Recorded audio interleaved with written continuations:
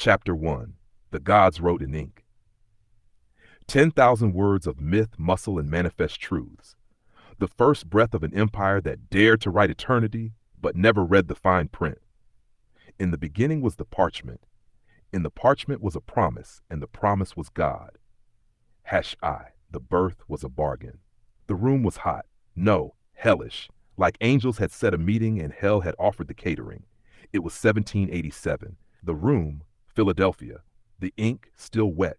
The parchment, thick with the arrogance of enlightenment. And the founding fathers, part prophets, part profiteers, drafted a myth with feathered pens and powdered wigs, their boots heavy with the weight of revolution and the blood of a nation not yet born. They argued over commas, capitalization, and which men counted as men. Outside, the slave carts rolled. Inside, liberty was carved like meat. They called it a constitution. They said it would bind the people. They said it would break the tyrant's hold. They never said it would become a scripture. But it did. It became Olympus. Hashtert, the fire in their quills. James Madison bled through the page, scribbling clauses like spells.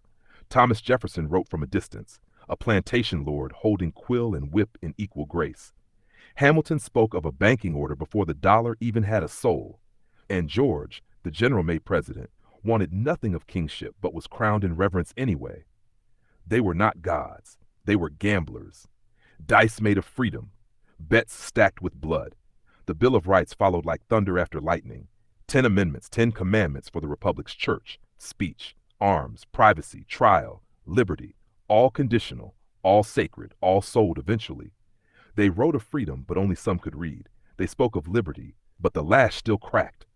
They marched for justice, but wore boots of inequity.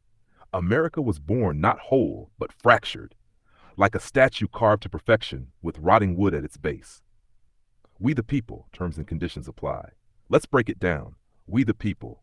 A phrase like thunder in the mouth, a hammer in the hands of the oppressed. But it didn't mean all people. It meant landowners. It meant white men. It meant the literate elite with powdered collars and silent consciences. Slaves, property. Women, applause from the margins. Indigenous tribes, ghosts waiting to happen. From day one, freedom came with a receipt.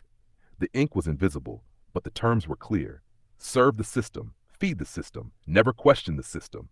The myth grew like ivy. It wrapped around schools, newspapers, churches. It whispered, America is special. You are chosen. The dream is yours. But dreams don't pay rent, and gods don't bleed unless they're human. I4. The age of aspiration and ammunition, America.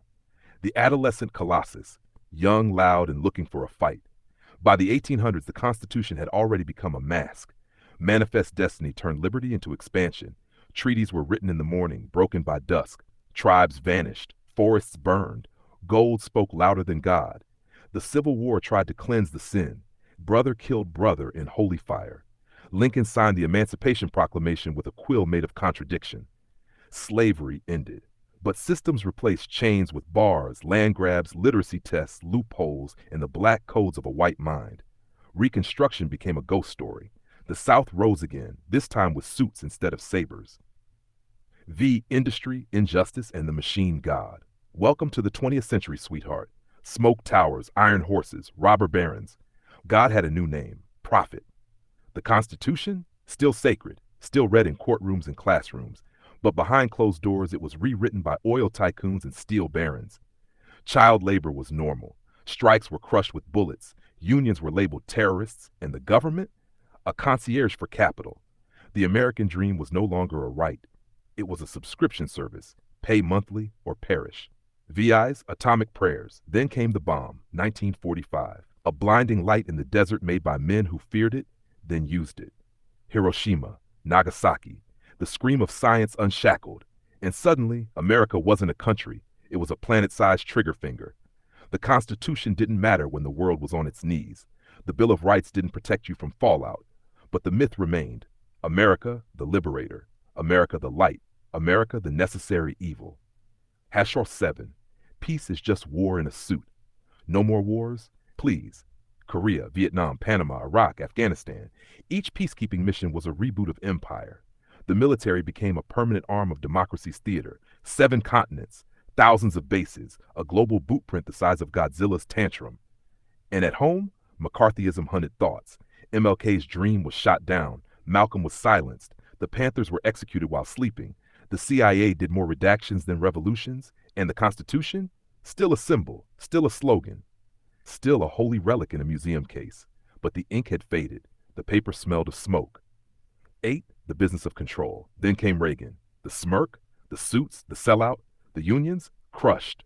The markets unleashed. The poor criminalized. The rich deified. Corporations grew teeth and fangs. CEOs became kings without crowns. The First Amendment for sale.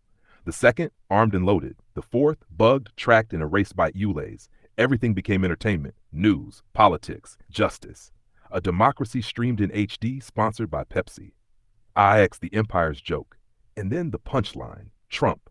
The myth metastasized into meme. The con man became commander. The reality show became the White House. Walls were promised, hate was mainstreamed. The Constitution, just a suggestion between tweets. He wasn't the disease, he was the symptom. The boil on a body long rotting, but millions cheered because when myths die, they cling to the corpse. X, the gods we made, now we stand at the ledge. One foot in history, the other in oblivion. The Constitution still exists, but it's not worshipped for its truths. It's weaponized for agendas. Rights are now privileges. Truth is relative. Freedom is filtered through bandwidth and biometric locks. And we the people, we've been ghosted by our own government. But the fire's still there, in the parchment, in the ink, in the breath of a child reciting the preamble who doesn't know they're praying. Because maybe, just maybe, America's not the gods who wrote it. Maybe it's the people who rewrite it now.